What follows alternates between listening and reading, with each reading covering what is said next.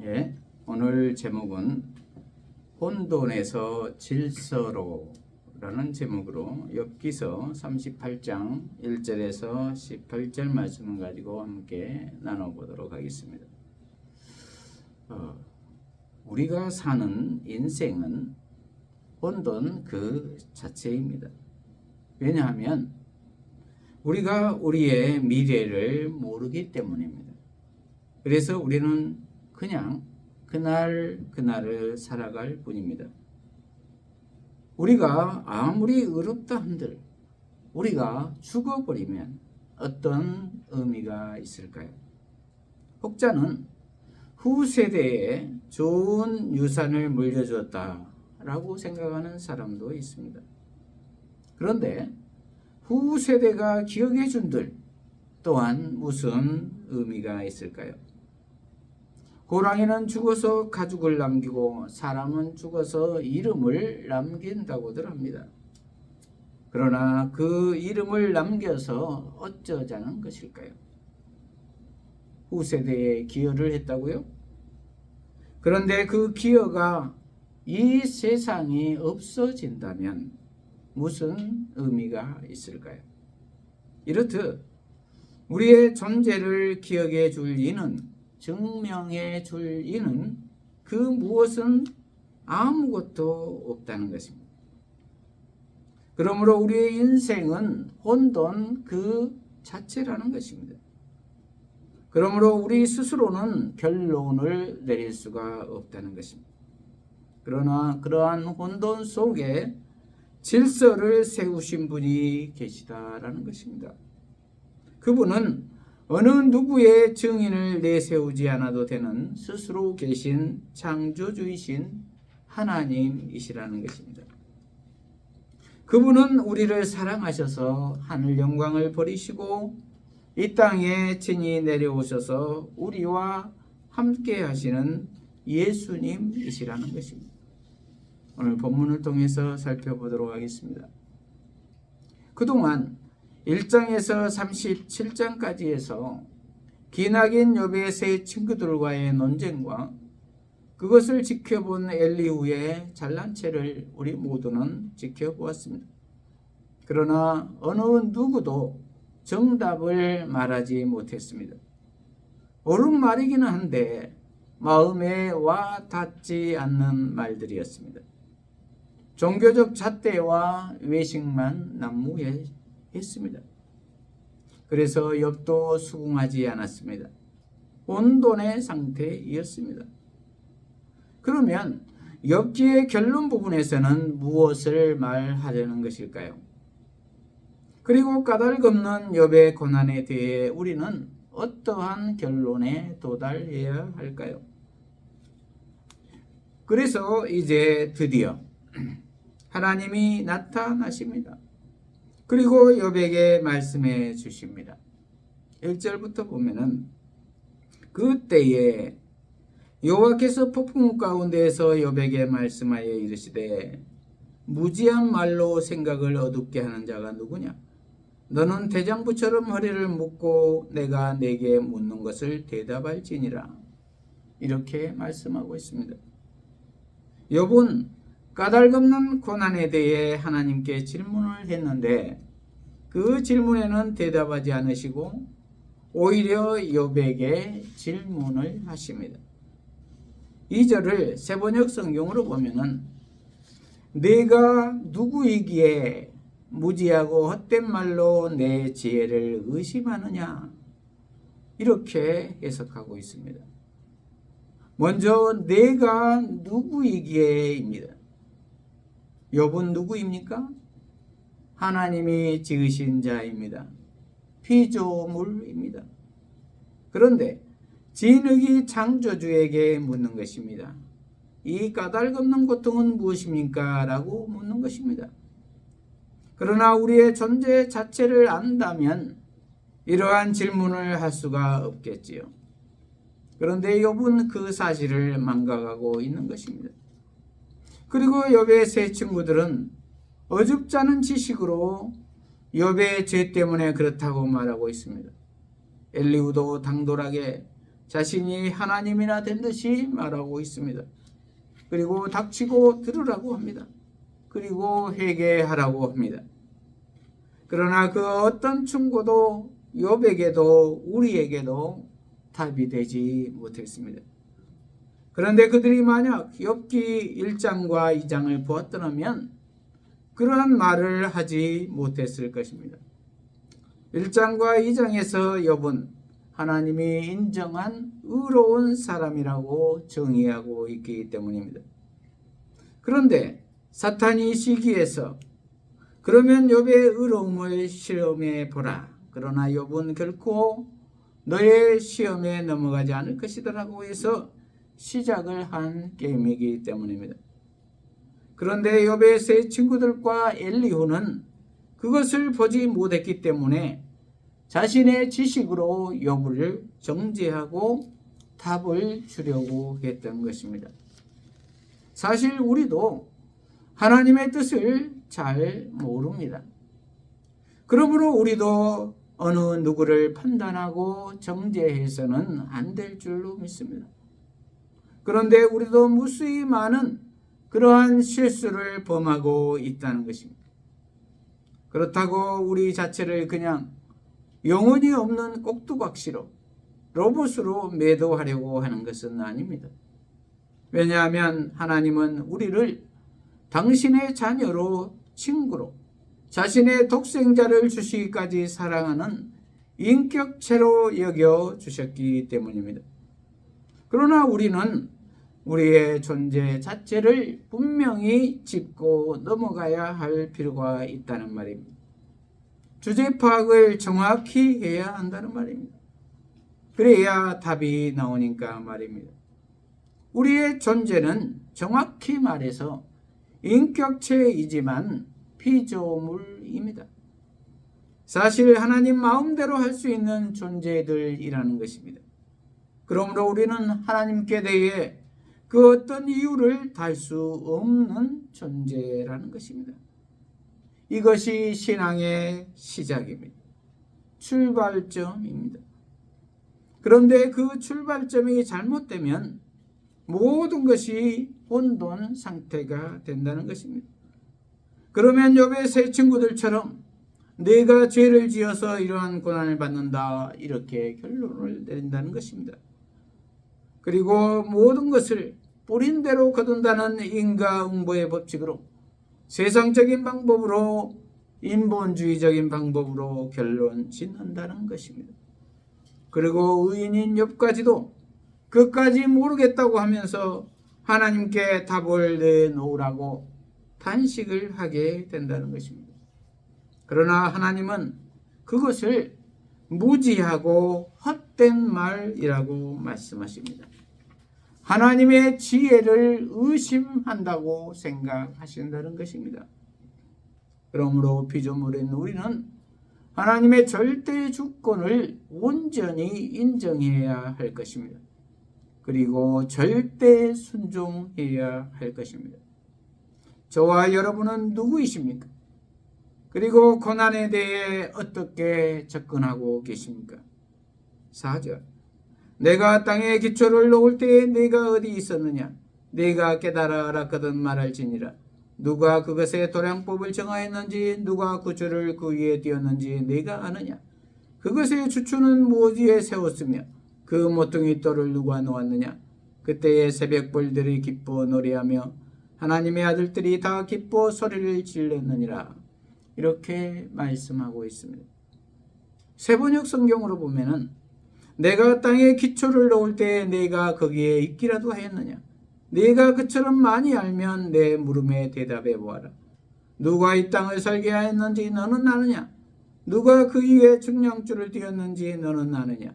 무엇이 땅을 버티는 기둥을 잡고 있느냐? 누가 땅에 주춧돌을 놓았느냐? 그날 새벽에 별들이 함께 노래하였고 천사들은 모두 기쁨으로 소리를 질렀다. 이렇게 번역하고 있습니다. 온 우주를 창조할 때 땅과 하늘의 기초를 지을 때에 네가 있었느냐는 것입니다. 너는 피조물일 뿐이다 라는 것입니다. 8절부터 세번역 성경으로 보면은 바닷물이 땅속 모태에서 터져 나올 때 누가 문을 닫아 바다를 가두었느냐?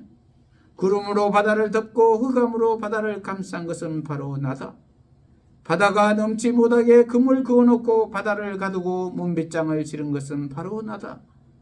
여기까지는 와도 된다. 그러나 더 넘어서지는 말아라. 도도한 물결을 여기에서 멈추어라 하고 바다에게 명령한 것이 바로 나다. 이렇게 번역하고 있습니다. 바다와 땅의 경계를 지은 것도 하나님이시다라는 것입니다. 그 당시 바다는 어둠의 세력으로 생각했습니다. 그러나 그 어둠의 세력을 가두고 파도가 땅을 넘지 못하도록 경계를 정하신 것도 하나님이시다라는 것입니다. 그러므로 이 세상이 아무리 어둡고 끝이 없는 것 같아도 다 하나님의 통치 안에 있다는 것을 알아야 한다는 것입니다. 그러므로 우리는 낙심하지 말아야 할 줄로 믿습니다. 12절. 너희가 지금까지 살아오면서 너희가 아침에게 명령하여 동이 트게 해본 일이 있느냐? 새벽에게 명령하여 새벽이 제자를 지키게 한 일이 있느냐? 또 새벽에게 명령하여 땅을 옥기 뒤어잡듯이 거머쥐고 마구 흔들어서 악한 자들을 털어내게 한 일이 있느냐? 이렇게 말씀하고 있습니다. 칠흑같이 어두운 흑암 가운데에서 새벽을 깨워서 아침이 오게 한 일이 있느냐는 것입니다. 자연현상을 바뀌게 한 일이 있느냐는 것입니다. 우리가 무슨 대단한 일을 하는 것처럼 생각되어도 과학이 무슨 대단한 일을 한 것 같지만 사실 우리가 하는 일들은 미미하다는 것입니다. 자연의 법칙 하나도 못 바꾼다는 것입니다. 그리고 어둠 속에 있는 악한 자들을 털어내게 한 일이 있느냐는 것입니다.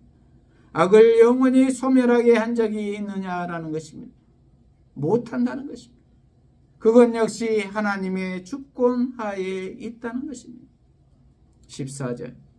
대낮의 광명은 언덕과 계곡을 옷의 주름처럼 톱판에 찍은 도장처럼 뚜렷하게 보이게 한다. 대낮의 광명은 너무나도 밝아서 악한 자들의 복갱을 원히 밝힌다. 이렇게 말씀하십니다.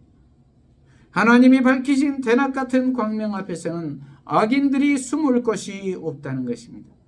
하나님의 선악간의 심판입니다. 16절. 바닷속 깊은 곳에 있는 물 근원에까지 들어가 보았느냐? 그 밑바닥 깊은 곳을 거닐어 본 일이 있느냐? 죽은 자가 들어가는 문을 들여다본 일이 있느냐? 그 죽음의 그늘이 드리운 문을 본 일이 있느냐? 세상이 얼마나 큰지 짐작이나 할 수 있겠느냐? 이 모든 것을 알고 있다면 어디 내 말 한번 들어보자. 이렇게 말씀하고 있습니다. 내가 죽음의 밑바닥까지 가 보았느냐는 것입니다. 그러면서 어디 내 말 좀 한번 들어보자 이렇게 말씀하고 있습니다. 사실 욥은 극한 상황에 있었지만 죽음에까지는 들어가지 못했지요. 극한 상황에서 하나님께 토로만 했었지요. 그러므로 시작과 끝을 알지 못한 네가 어찌 나에게 고난의 까닭을 알려주라고 하느냐는 것입니다. 그렇습니다. 우리는 고난의 시작과 끝을 알 수가 없습니다. 그리고 하나님의 뜻을 알 수가 없습니다. 그러므로 오직 하나님의 주권만 있을 뿐입니다. 그러므로 우리는 하나님의 주권에 온전히 순종해야 할 줄로 믿습니다. 그러나 그렇지 않을 때 우리는 필연적으로 혼돈에 직면하게 될 것이라는 것입니다. 나에게 왜 이런 일이? 우리나라에 왜 이런 일이? 전 세계에 왜 이런 일이? 이렇게 끊임없는 질문만이 난무할 것입니다. 그리고 번민하며 세월만 보낼 것입니다. 그러나 사랑의 하나님께서는 요한복음 3장 16절에 하나님이 세상을 이처럼 사랑하사 독생자를 주셨으니 이는 그를 믿는 자마다 멸망하지 않고 영생을 얻게 하려 하심이라 이 말씀을 주셨습니다. 이러한 우리의 모든 고난을 아시고 예수 그리스도를 우리에게 보내주셨다는 것입니다. 그리고 예수를 믿는 자마다 구원에 이르게 하셨다는 것입니다. 그리고 예수 안에 있으면 요한복음 14장 6절에서 내가 곧 길이요 진리요 생명이니 나로 말미암지 않고는 아버지께로 올 자가 없느니라. 이렇게 말씀하셨습니다. 예수님이 곧 길이요 진리요 생명이 된다는 것입니다. 그리고 예수로 말미암지 않고는 아버지께로 올 자가 없다는 것입니다. 예수로 말미암아 모든 것이 다 해결되도록 해 놓았다는 것입니다. 그것이 복음입니다. 그러나 우리를 영원한 죽음으로 이끄는 모든 죄, 하나님을 반역하는 이 인본주의들이 우리를 혼돈으로 이끌고 있습니다. 가라지를 뿌립니다. 사탄이 그렇게 조작합니다. 예를 들면 교회에 가려고 하면, 예수님 믿으려고 하면 꼭 무슨 일이 생깁니다. 합법적으로 못 갈 이유와 못 믿을 이유를 만듭니다. 말씀대로 살려고 하면 꼭 화를 낼 일이 생깁니다. 그리고 결심을 흩어버립니다. 악인들이 득세합니다. 교회가 변질됩니다. 사탄은 이렇듯 영적인 존재이기에 우리의 마음을 알고 있습니다. 그리고 하나님의 일을 방해합니다. 그러므로 우리는 절대적으로 예수님을 의지해야 할 것입니다. 그래서 질서에 하나님께서는 장세전부터 자신의 독생자이신 예수 그리스도를 우리의 구원자로 예비하여 놓으시고 이 땅에 보내주셨습니다. 그리고 그를 믿는 자마다 구원에 이르게 하셨습니다.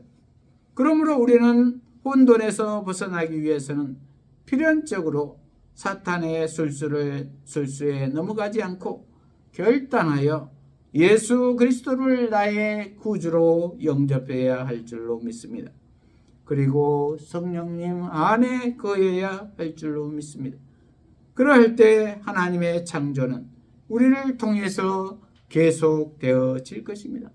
창세기 1장 1절에서 5절을 보면 하나님이 천지를 창조하십니다. 태초에 하나님이 천지를 창조하시니라. 땅이 혼돈하고 공허하며 흑암이 깊음 위에 있고 하나님의 영은 수면 위에 운행하시니라. 하나님이 이르시되 빛이 있으라 하시니 빛이 있었고 빛이 하나님이 보시기에 좋았더라. 하나님이 빛과 어둠을 나누사 하나님이 빛을 낮이라 부르시고 어둠을 밤이라 부르시니라. 저녁이 되고 아침이 되니 이는 첫째 낮이니라. 이렇게 창조는 시작됩니다. 이렇듯 태초에 혼돈과 공허 상태에서 하나님께서 말씀으로 온 우주를 창조하십니다. 그리고 요한복음 1장 1절에서 5절을 보면은 태초에 말씀이 계시니라. 이 말씀이 하나님과 함께 계셨으니 이 말씀은 곧 하나님이시니라. 그가 태초에 하나님과 함께 계셨고 만물이 그로 말미암아 지은 바 되었으니 지은 것이 하나도 그가 없이는 된 것이 없느니라. 그 안에 생명이 있었으니 이 생명은 사람들의 빛이라. 빛이 어둠에 비치되 어둠이 깨닫지 못하더라. 이렇게 기록하고 있습니다. 여기에서 말씀은 곧 하나님이십니다. 생명의 빛은 예수 그리스도입니다.